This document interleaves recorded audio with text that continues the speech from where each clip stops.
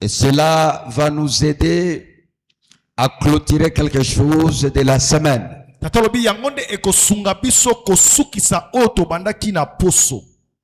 Exactement, nous étions ici. Nous étions le mercredi, le jeudi et le vendredi, on était dans la veille. Mercredi, jeudi, pe vendredi. Le vendredi, on était avec 4 orateurs. Papa lobi mokolo vendredi batei bazalaki minei. Et nous bénissons Dieu pour tout ce qu'il a fait. Tata lobi to pamboli nzambe na oyo nyonso asalaki. Oh non, c'était vraiment formidable. Tata lobi ezalaki vraiment malamu. Au-delà même de ce que j'imaginais. Tata lobi ezalaki ata koleka o makanisia bandaki kobanza.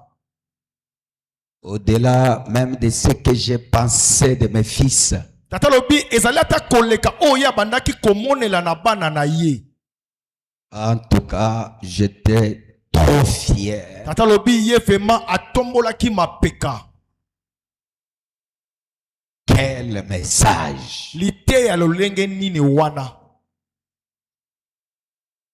Oh non.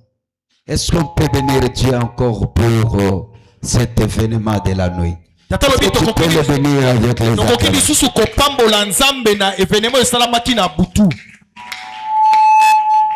L'organisateur, c'était le prophète Johnny et c'est lui qui a introduit.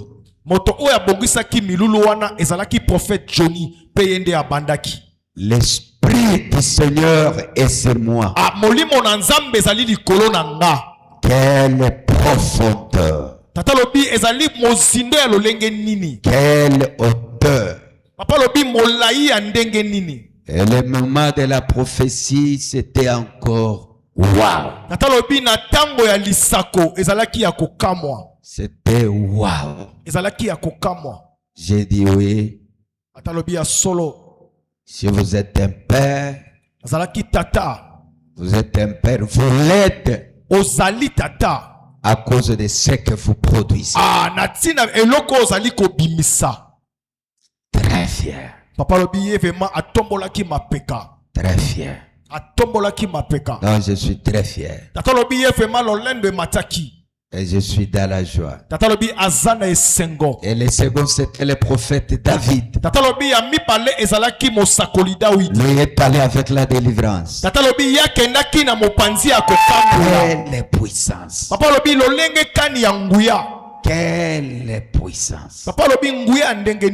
J'ai commencé à regarder David que moi j'ai réussi. Qui avait le likukuma, lui-même en a témoigné. Qui par mon onction, il a commencé à parler. Je voyais David que j'ai réussi. Informe et vide. Et j'ai vu le David que j'ai vu là. J'ai dit là où il y a l'onction, il y a également la transformation. Non, il faut acclamer.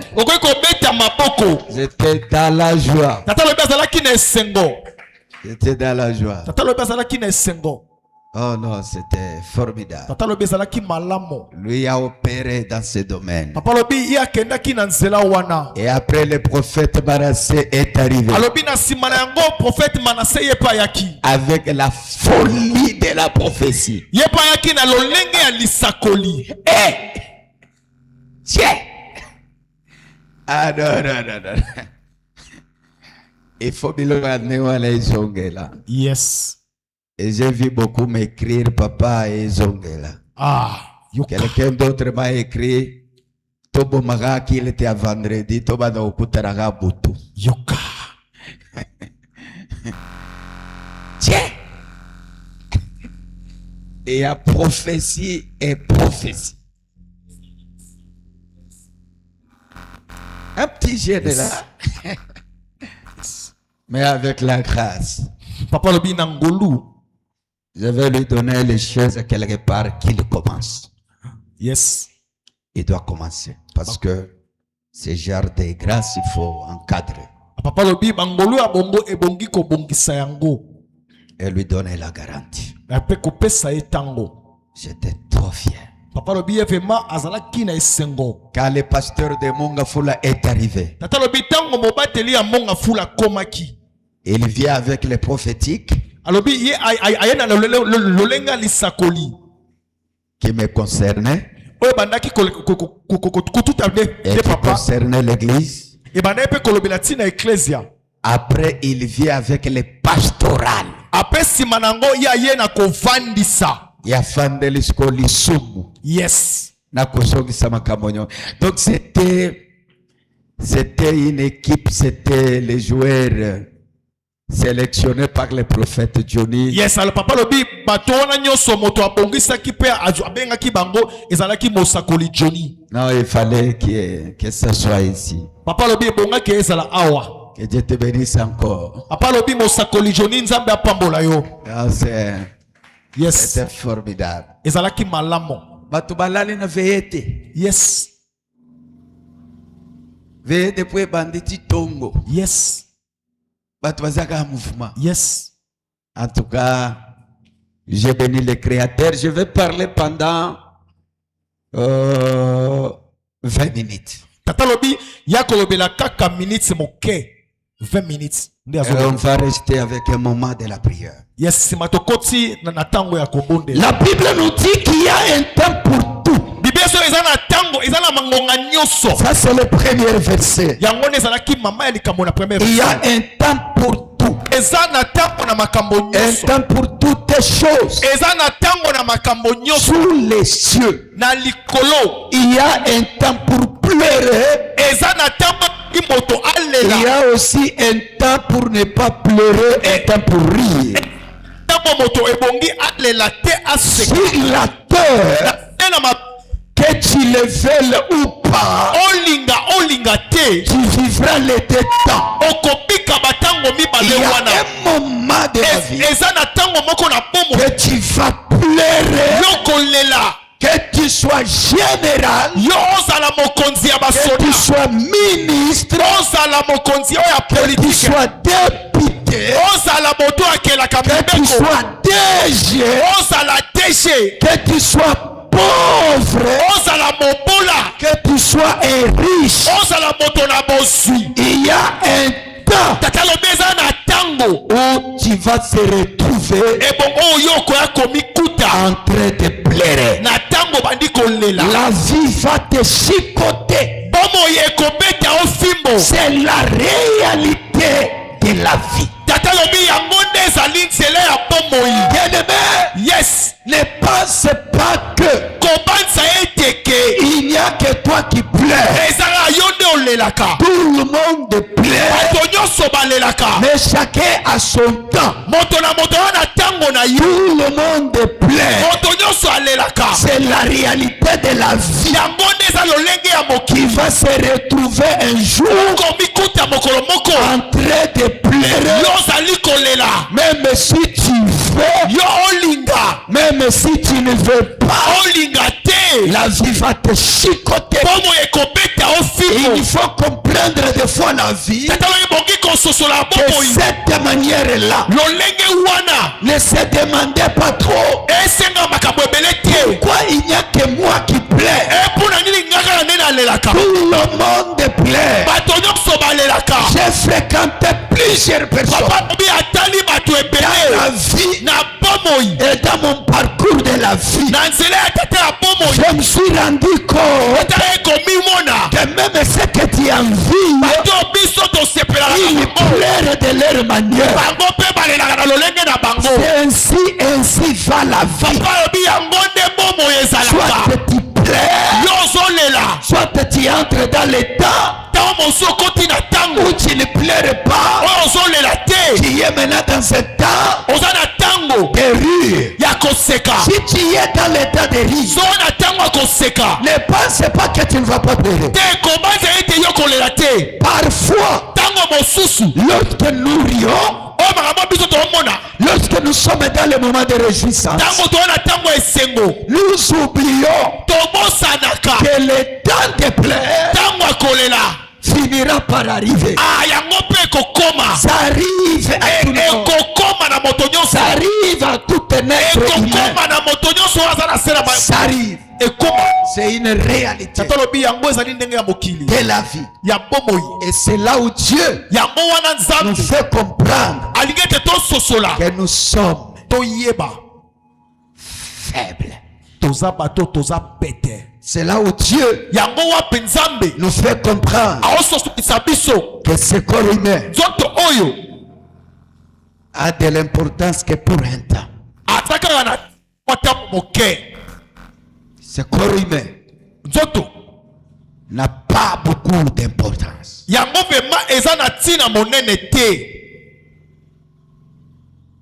Et si tu pleures aussi,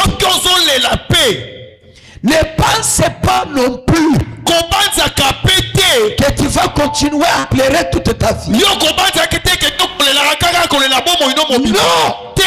il y aura aussi le temps où la vie va te sourire, où la vie te fera entrer dans ce cycle.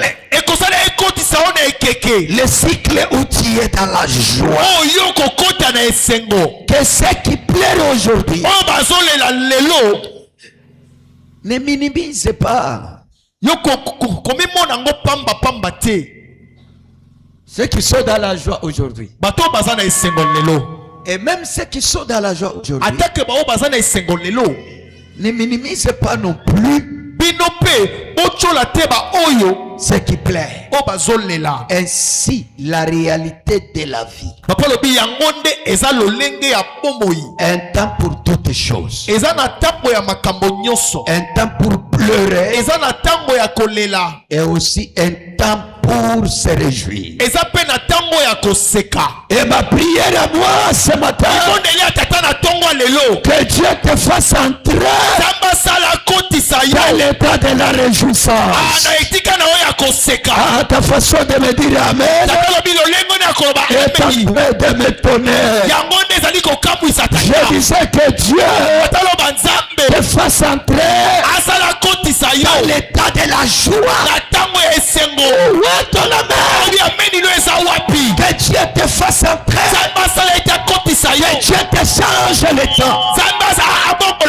Il est Dieu qui change le temps. Il est Dieu qui change le temps. C'est pourquoi dans la vie, ne fais pas pleurer celui qui est dans l'état de la joie.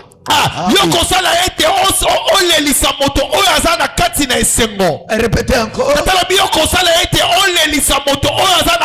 Celui qui est dans l'état de la joie, non, c'est pas le faire pleurer. C'est lui aussi qui plaît. Fais tout de le mettre dans la joie. Parce que celui qui plaît, il a beaucoup plus. Il a beaucoup plus de douleur que celui qui est dans la joie. Si tu vois quelqu'un pleurer à côté de toi, fais tout d'apporter un sourire. Si tu vois quelqu'un dans l'état d'humiliation, fais tout d'apporter la joie. Mais si tu vois quelqu'un dans la joie, tu l'apportes les plaies, tu es méchant et tu es plus que la méchanceté. Tu me dis amen. Dis-moi amen. Je déclare encore ce mot. Que Dieu te fasse entrer dans l'état de la joie. Oui, que Dieu te fasse entrer dans l'état de la joie. Qu'il te fasse entrer dans ce temps-là.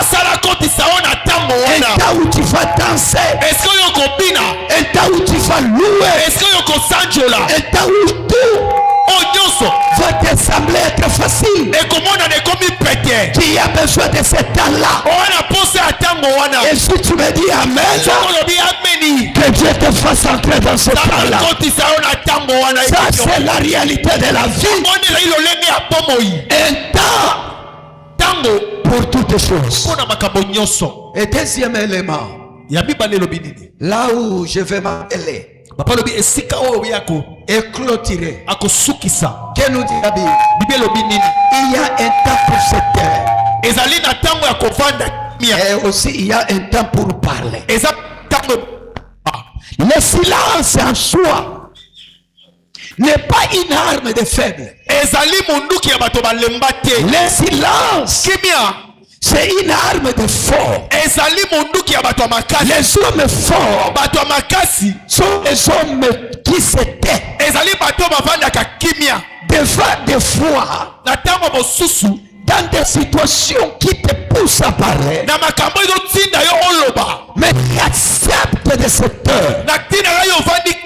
Pourquoi? Parce que la Bible dit qu'il y a aussi un temps pour se taire. Il y a un temps pour garder silence. Et Exode 14, la Bible dit, et vous gardez silence, et moi l'Éternel, je combattrai pour vous. Un temps de silence, ce temps-là existe. C'est temps aussi où l'homme doit s'élever et commencer à parler. Il y a aussi un temps où tu es, qui subit l'injustice, qui te tait. Mais un autre temps, il faut s'élever et commencer à se défendre. Oh, dis-moi amen. Dis-moi amen, ma chère. Alléluia. Amen. Il y a un temps où tu es dans le silence. Mais il y a aussi un autre moment. Yes. Tu te lèves et tu te dis, trop c'est trop. C'est pour moi le temps de parler. Alléluia. Amen. Mais il y a une conséquence. Lorsque tu parles au moment où il fallait se taire,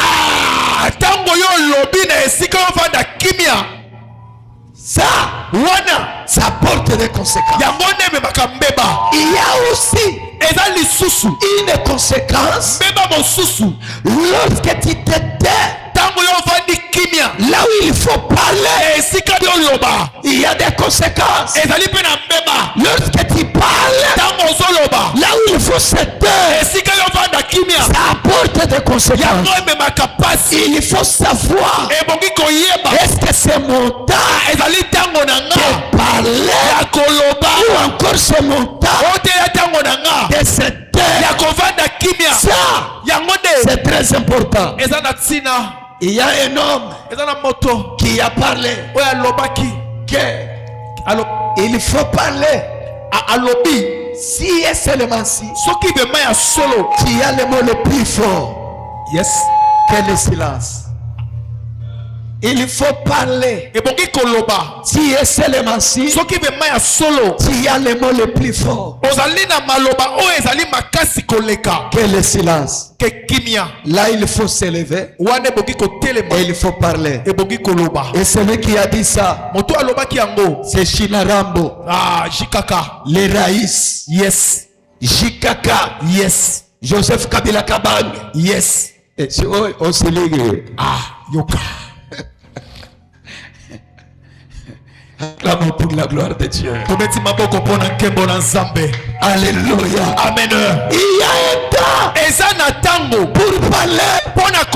Il y a un temps où tu dois dire plus jamais je ne veux plus me taire. Plus jamais je ne veux pas supporter cette injustice.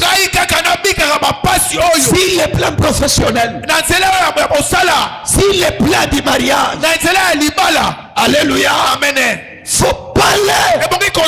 Tu te lèves. Et tu parles. Trop. C'est trop. Je parle maintenant. Et tu te défends. Si cela est possible.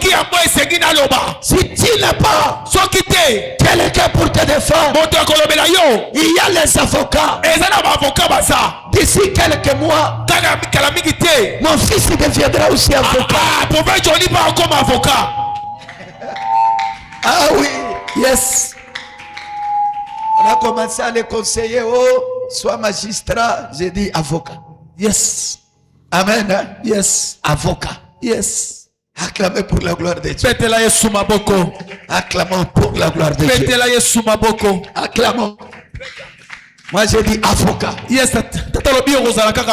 On doit avoir les gens qui ont le sens de nous défendre. La magistrature c'est bien. On va commencer à te payer chaque mois.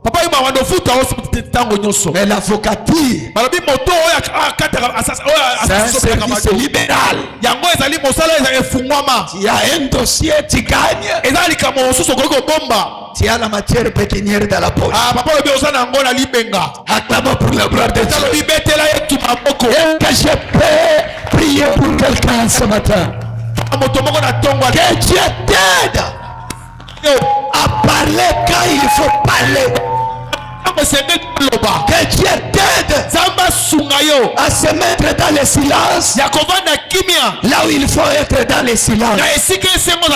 Ta façon de me dire amen m'embête. Je disais que Dieu t'aide, te donne cette capacité de savoir se taire quand il faut se taire.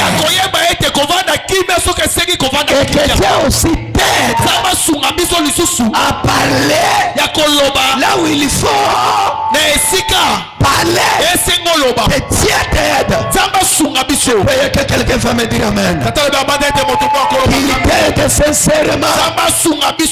Je disais qu'il t'aide sincèrement à parler quand il faut parler et se taire là où il faut se taire. Il te donne cette capacité. Où tu veux parler, il vient te fermer la bouche. Ici ne parle pas. Ici ne parle pas. Il te ferme la bouche. Mais quand il faut aussi se taire, que le même Dieu là arrive, il te dit ici, tais-toi. Ne parle pas. Qu'il te donne cette capacité. Élève ta main droite. Dis Seigneur, aide-moi. Je ne t'écoute pas. Dis Seigneur, aide-moi à me taire quand il faut me taire. Aide-moi à parler quand il faut parler. Acclamer pour la gloire de Dieu. Et ça, c'est très important. Deuxième des choses, la stratégie du diable. Yes. La stratégie du diable, c'est de nous faire taire. Loba yango kokangisa munoko. Ça, la stratégie du diable. Quand le diable arrive dans la vie d'une personne, le diable fait tout de le faire taire. Le diable fait tout de le faire taire. Si vraiment vous vous posez la question, comment vous faire taire? C'est ce que fait le diable ou ce que fait le diable. Lorsque le diable arrive dans la vie d'une personne, il introduit un sujet dans sa vie qui le fait taire. Répétez encore ça, c'est important.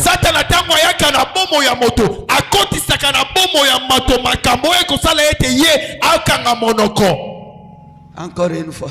Papa lobi Satan atanga kotaka na bomo ya moto. Ayaka akotisaka makambo na bomo ya moto. Oye salete moto wana akanga monoko. Tu vas se retrouver Okoya komikuta. là où on parle du mariage. Esika baolobe la libala. Toi tu n'as pas les mots. Yo malobe zate. Ça te gêne d'en parler. Yango epe kisoloba. Pourquoi? Pona nini? C'est un sujet Oya maloba wana que le bacha. diable a introduit dans ta vie Oya kotisa na bomo ina yo. pour créer la honte, Te yo echa yo soni. afin que tu n'aies pas le pouvoir Te yo zala na nguya te. de commencer à parler. Yako banda koloba.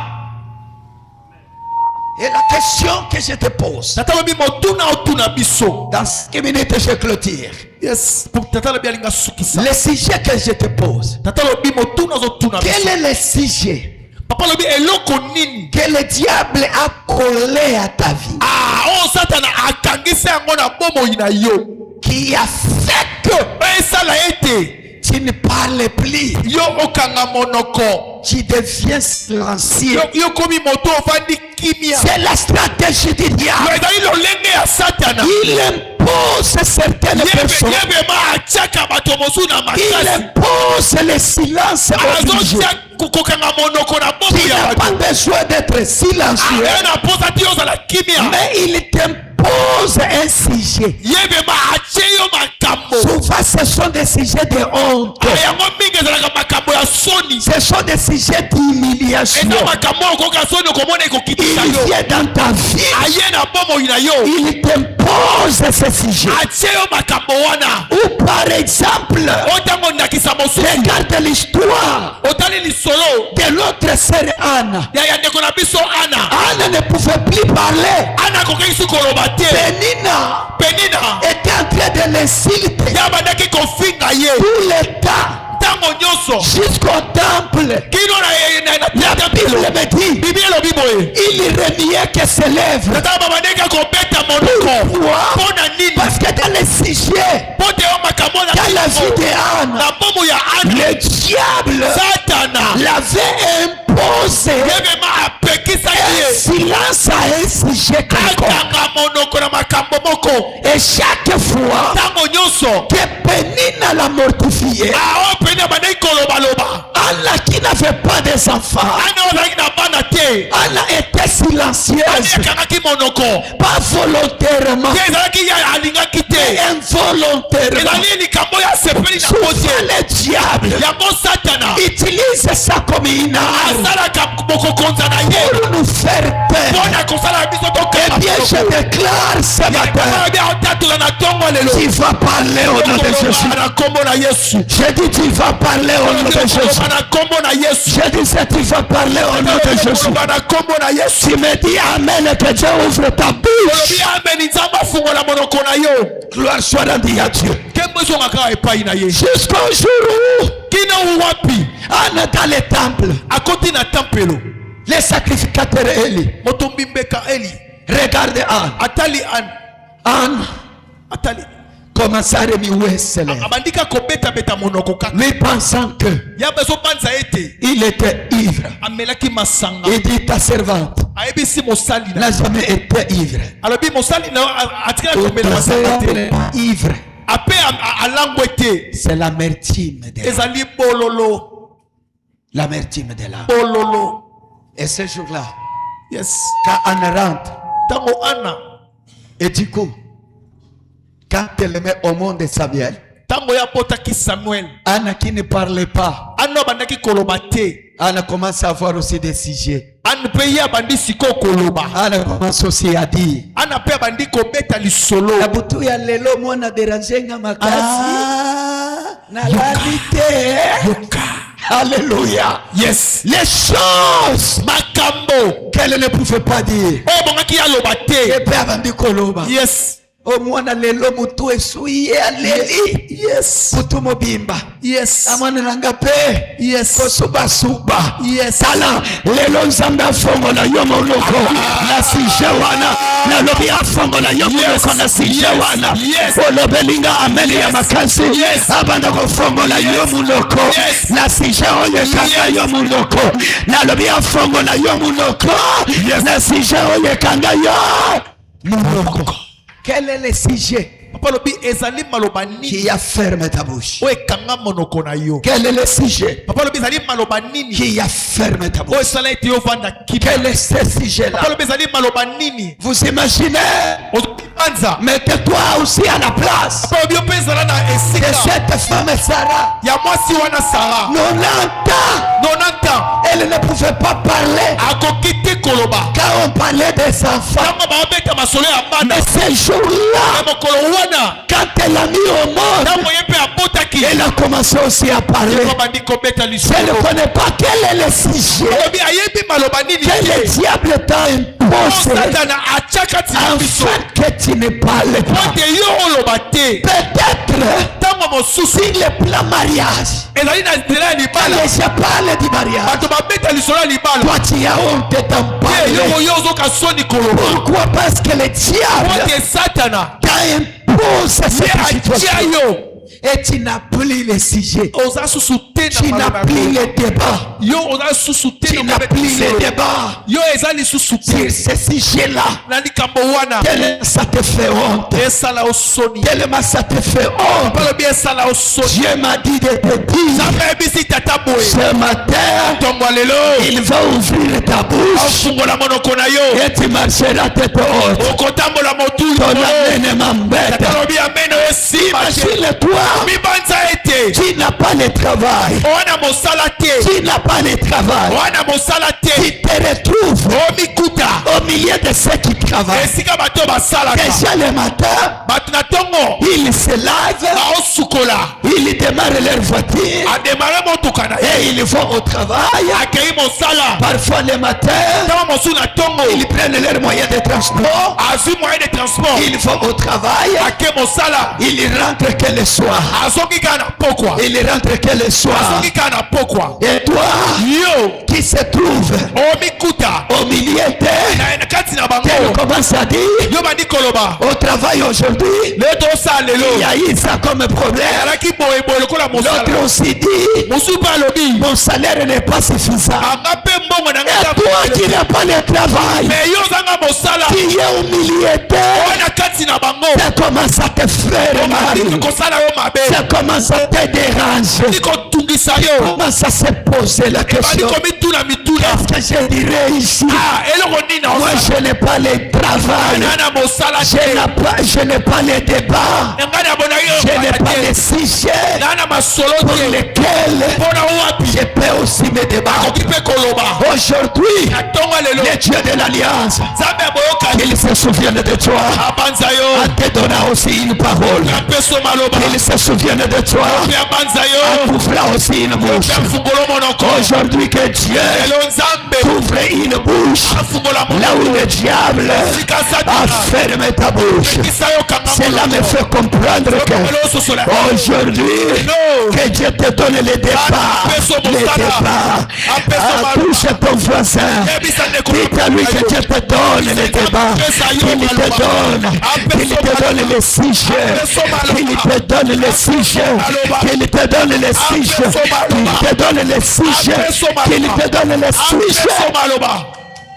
Et du coup, mbala moko quand le diable ntango satana te ferme la bouche, akangi monoko il crée en toi asali epai na yo quelque forme de complexe d'infériorité. asali epai na yo te yo omimona ete yo oza na se Oui, tu vas se retrouver, oya komikuta tu commences comme si obandi komimona lokola tu vis ozobika dans le complexe obika lokola yo vema d'infériorité. oza mutu ya se na bato Par exemple, endakisa tu es au milieu oza katikati de ceux qui ont étudié. ya bato oyo batanga Toi, tu n'as pas étudié. yo otangi te Et quand il parle là, ntango bazoloba toi, wana tu te tais. yo ovandi kimia Tu es calme. ovandi kimia Tu n'as pas le débat. te oza okoloba Et maloba nini. commence à parler. bango Et bazobeta puis, ça lisolo crée bango bazoloba un complexe. yo vema ekoti bomomona Infériorité. yo lokola oza na se na Pourquoi? Parce bango que tu n'as pas le débat. pote yo otanga te Qu'est-ce que oyebi tu no vas okoloba dire? yango Tu vas dire quoi? okoloba nini Tu n'as pas le débat. okobeta lisolo nini Ça crée yango nde esalaka le complexe. omimoni ete oza na Dieu se m'a dit Ne sois jamais complexé. Ne sois jamais complexé. Ne sois jamais complexé. Lève-toi. Lève ta tête. Parle. Parle.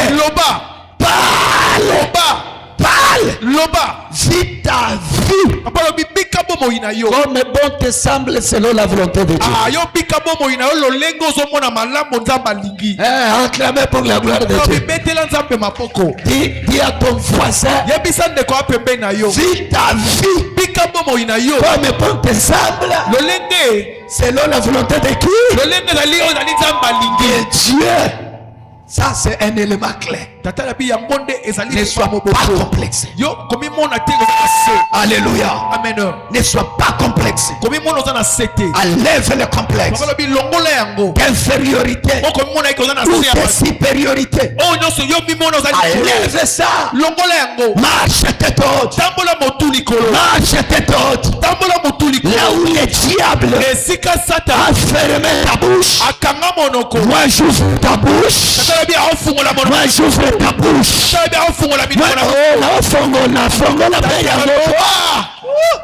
Alléluia. Moi j'ouvre ta bouche. Parle. Si tu vois quelqu'un te dire, moi j'ai étudié, lui, toi aussi, dis-lui, moi je n'ai pas étudié, mais aussi j'ai ça. J'ai ça. C'est que je, toi tu n'en as pas, malgré tes études.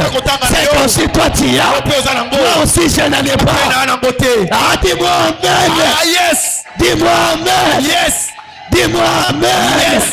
Dis-moi amen. Enlève les complexes d'infériorité ou de supériorité. Parce que l'autre Dieu, c'est un Dieu à un temps donné. Il ouvre la bouche et qu'il t'ouvre la bouche. Tala afongola yo na munoko na basije oyo satana kana munoko na yo. Na lobi afongola yo munoko na basije oyo kana munoko na yo. Oko kaka koloba yangote. Oko kaka koloba yangote. Oko kaka kobeta kolo na yangote. Sije wana afongola munoko na yo. Amen ya mibale. Amen ya misato. Amen ya mine. Amen ya mitano. Amen ya sisi. Amen. Amen. Belanga fosela yo yo isaye afongola yo munoko na basije oyo satana kanga yo munoko. Afongola yo munoko na basije no so satana kanga. Changer forcé mususu wana. Wana za gentité. Lobana ye afongola yo munoko na basije satana kanga yo munoko. Afongola yo munoko na basije no so satana kanga. Alléluia. Yes. Est-ce que mutu bakanga munoko zao? Yes. Lelo nzamba yeko yensanga. Na yebisa yo. Munoko na yo efungwa ma efungwa. Na lobi munoko na yo efungwa ma. Obeti munoko efungwa ma. Ay ay ay efungwa ma. Olobi ameri ya bien efungwa ma. Na lobi lelo efungwa ma. Oseki mwa makasi. Efungwa. C'est-à-dire nzambe afongolaka yango nde afongolaka na koya kopesa yo eloko ekangaki yo munoko. Ah oui. Lobelanga amere ya bien. Amen. Lobelanga amere ya bien. Amen. Akoya kofongola munoko na eloko ekangaki yo nini munoko. Soki olobi amene apesa yo yango. Olobi amene ya mibale apesa yo yango. Olobi amene ya misatu. Esa. Alléluia. Il est le Dieu. Oya fongola munoko. Yes. Soki eloko ekangaki munoko na yo eza pauvreté. Yes. Lelo. Sango zobima awa. Aopesa yo buzui. Oya kofongola munoko na yo. Olobelinga ameri ya bien. Bartime.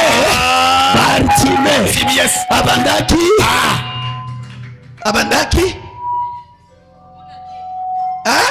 Comment on a dit? Abandaki comment on a dit? Yes. mais mokolo moko yes ya utiliser kufungola munoko tango afongoli munoko yes munoko na ye yes epesi ye eloko oyo yes ekangaki munoko yes lobelanga ameri ya bien lobelanga ameri ya kitoko lobelanga ameri ya bien nazo déclarer lelo nzambe apesa yo eloko ekangaki munoko na yo yo kozala na maloba omilie ya baninga na yo okozala na maloba omilie ya bamambre ya famille na yo olobi ameni ya mibale ayaya nalobeli nani lelo nalobeli nani lelo soki eza yo lobanga yeyo il est le Dieu azali nzambe basituka tango Bartimée azozonga na ndako bamesana komona ye na bato basimbaka ye basimbaka ye baokendela ye me mokolo wana pasteur de Kaba bamonaka Bartimée ye mokozonga azotanda loboko papa bonjour ake epai ya mama na ye mama bonjour baleli bakomi esantenge nini yo okomi kopesa biso loboko omonaka te mobongoli makambo